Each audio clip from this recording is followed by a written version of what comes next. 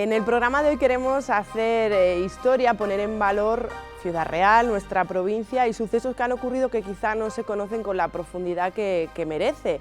Para ello acudimos al autor de Crónica de un fracaso, La Revolución de 1934, por lo que nos vamos a trasladar a este año de conflictividad social y antesala de lo que ocurrió 2 años más tarde, la Guerra Civil Española, y para ello tenemos a su autora, Juan Carlos Buitrago. Buenas tardes, Juan Carlos. Bueno. Y tenemos que acudir a Ciudad Real Ensayo, que como sabrán todos los ciudadraleños, es una colección de una apuesta por el patrimonio, por la historia y por todo lo que conlleva Ciudad Real, sobre todo capital, pero también provincia. Y para ello acudimos a Serendipia, José Luis Sobrino. Buenos días.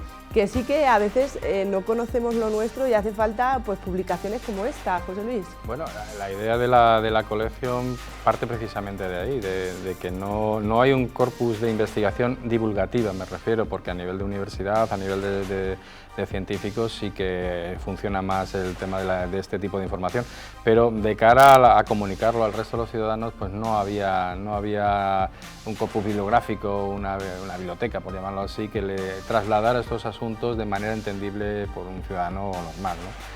Entonces, la colección realmente aborda muchos temas, todos ellos con la condición divulgación científica, y todos ellos circulan en torno a la capital, aunque hagamos de vez en cuando algún traslado pequeño pues al contexto generalizado de la provincia o incluso de España, ¿no?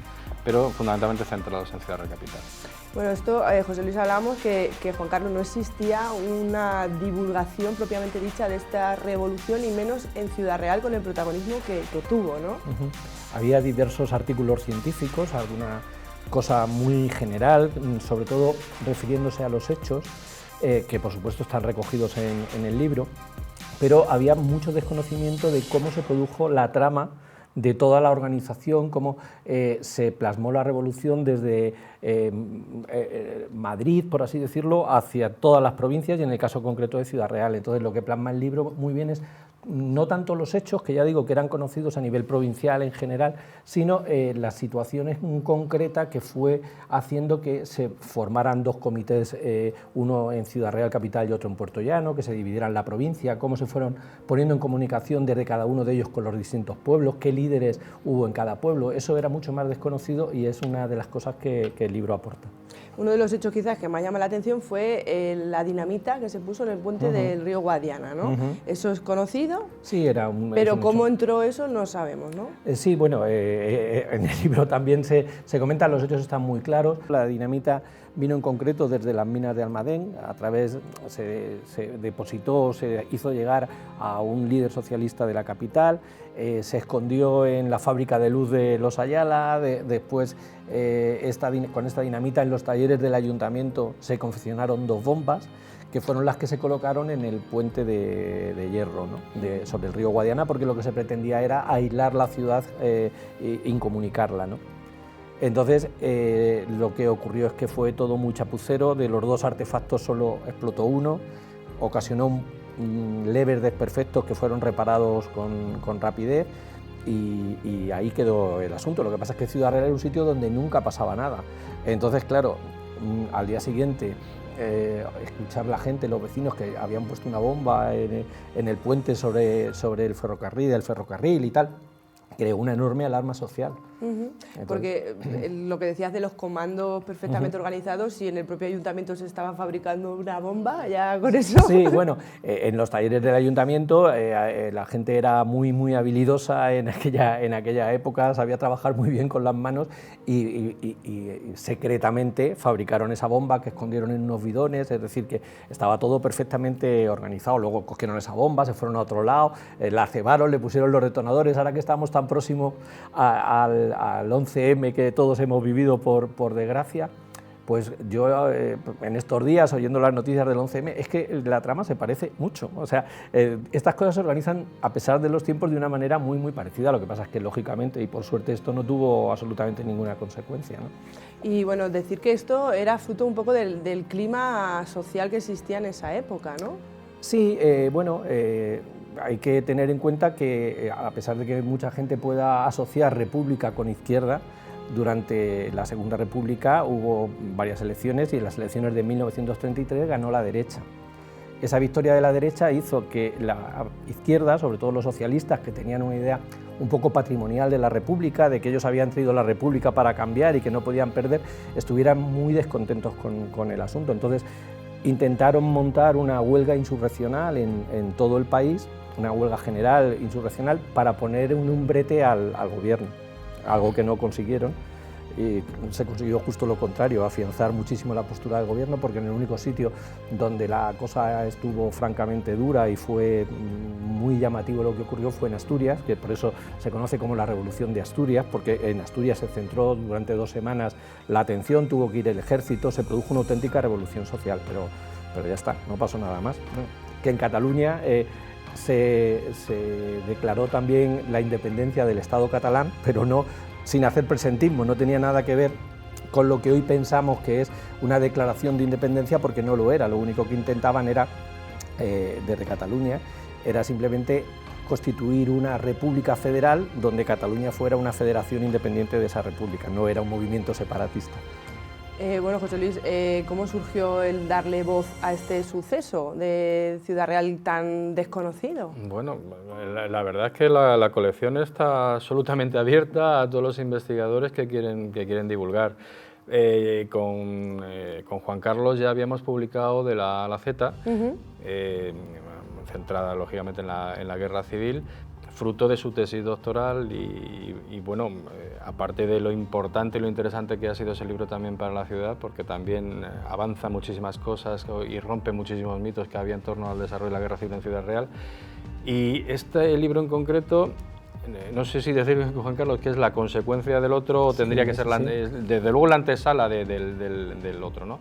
Pero no se entiende uno sin el otro, porque unos sucesos, en este caso la Revolución de Octubre, llevaron a lo que sucedió en una ciudad de retaguardia durante la Guerra Civil como Ciudad Real, que cuenta muy bien Juan Carlos en De la A a la Z. Esto en este caso es Juan Carlos, pero yo de verdad quiero decirle, la colección él lo sabe porque lo ha sufrido, lo ha vivido con nosotros ya en 2 ocasiones, está absolutamente abierta a cualquier tipo de investigación, no solo histórica. Hemos publicado también cosas de patrimonio oral, por decirlo de alguna manera, hemos publicado cosas relacionadas con los ritos, hemos publicado cosas relacionadas con la geología, con el urbanismo, y en ese sentido, porque no podemos publicar cosas sobre biología, sobre tiempo, sobre cualquier cosa que al ciudadraleño nos suponga un avance en el conocimiento de este territorio que durante muchos años alguien se ha empeñado en decir que esto era tierra de paso y que aquí no hay nada. Y no es verdad, porque a cada paso que estamos dando, y este año va a ser muy prolijo para la colección, porque si no pasa nada tendremos hasta 4 publicaciones en el año, y cada vez que avanzamos un poco más, la colección empezó un poco de forma a ver qué pasa. El libro de Juan Carlos es el título 12 de la colección, y este año nos pondremos en el 15 o 16. Quiere decirse que eso está vivo, que hay mucho que contar. Aunque nos hayan dicho que no, la verdad es que hay muchísimo que contar y que yo creo que la concienciación del ciudadano en torno a su propia ciudad, a su propia realidad, tendrá que ir aumentando cuando vaya conociendo más en profundidad lo que esto ha sido y lo que es. Pues sí. Comentaba José Luis, Juan Carlos, el libro de la A a la Z, que es yo creo que para muchos ciudadraleños y amantes de la historia y de nuestra historia, es un libro inédito, porque vienen todo un abecedario de todas las personas represaliadas, que es muy interesante, ¿no? Bueno, es un libro, como bien decía José Luis, consecuencia de la tesis doctoral, que es Purgar al vecino, que también es otro libro que está por ahí. Y entonces ahí lo único que pretendíamos era reflejar todas las personas que estuvieron relacionadas con los hechos ocurridos en Ciudad Real, pues entre 1934 y 1945, por poner 2 fechas así. Es decir, todas las biografías que hemos podido rescatar, las fotografías, ahí hay que... yo tengo que alabar la labor de Serendipia y de José Luis, porque ahí hay cientos de fotografías, casi por no decir miles. Sí, muchas.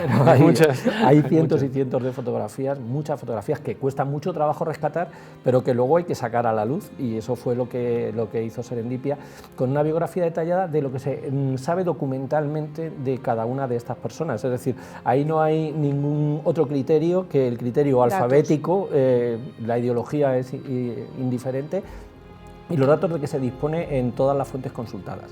En algunos momentos podemos estar muy cerca de la verdad, en otros no, pero es lo que podemos constatar de todos esos personajes y están recogidos todos. Y en común tienen con Crónica de un fracaso ese odio o esa sed de venganza que se fue creando, ¿no? A ver, una ciudad muy pequeña como Ciudad Real, donde todo el mundo se conoce, donde yo creo que nada se olvida al final, es un sitio perfecto para desde la microhistoria poner el foco y ver cómo se producen este tipo de situaciones que tienen que ver mucho con los sentimientos. Es decir, estamos muy acostumbrados a los grandes hitos históricos y se nos olvida que en las pequeñas ciudades lo que funciona es decir, se quiere cambiar el mundo, efectivamente, con los hechos que uno va haciendo y con la política se quiere cambiar el mundo, pero también se quiere purgar al vecino si hace falta. Como en este periodo indistintamente estuvieron en el poder unos y otros, y luego unos y luego otros, rápidamente en Ciudad Real se ve muy bien cómo unas víctimas pasaron a ser verdugos y cómo los verdugos luego pasaron a ser víctimas. Y ese cierre del círculo de la violencia se ve muy bien en los dos libros. Sí.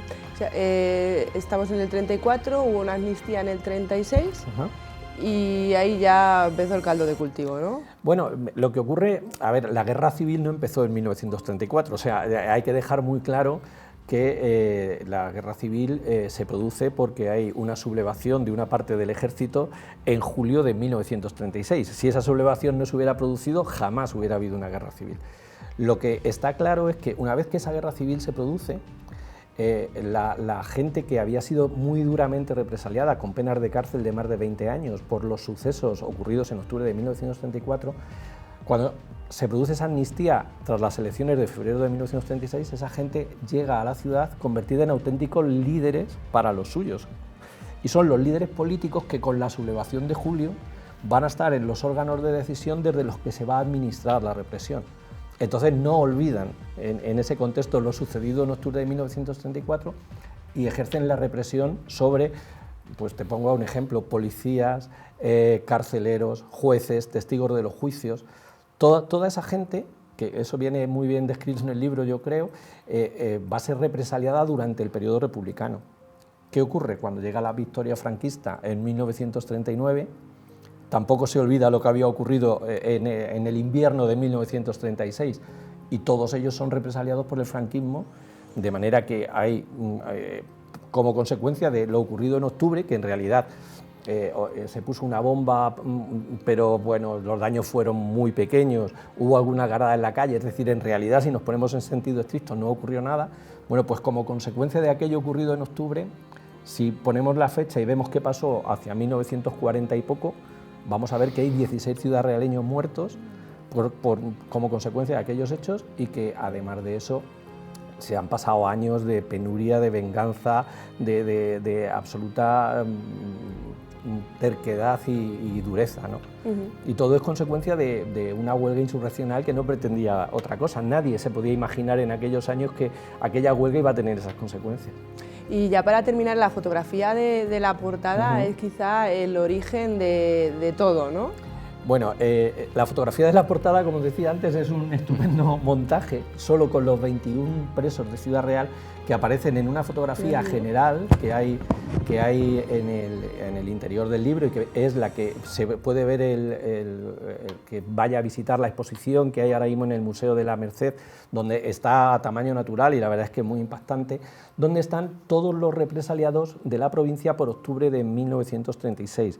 Fue 34, perdón. Fue una fotografía que se hizo en el patio de la prisión provincial, la antigua prisión provincial de Ciudad Real, que estaba recién inaugurada, donde todos miran a la cámara con un gesto de absoluta dignidad, seguridad política y a pesar de que habían sido sometidos a malos tratos durante los interrogatorios, pero es una fotografía política de muchísimo valor.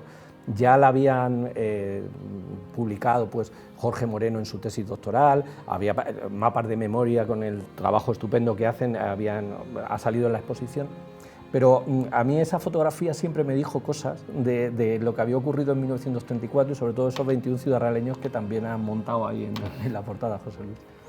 Pues aquí tenemos parte de nuestra historia que, como siempre decimos, siempre es bueno conocerla para aprender de lo sucedido. Gracias, José Luis, Serendipia, por poner en valor lo nuestro, ¿no? Pues gracias a vosotros y sobre todo gracias a los autores y a la gente que apoya la colección, porque siempre lo digo y es de justicia, es una colaboración desinteresada, o sea, simplemente hemos formado una especie de familia, un grupo que lo único que nos interesa es que el conocimiento sobre Ciudad Real prospere, y además prospere no desde los mitos o de las creencias, sino desde la pura cientificidad, que es lo importante.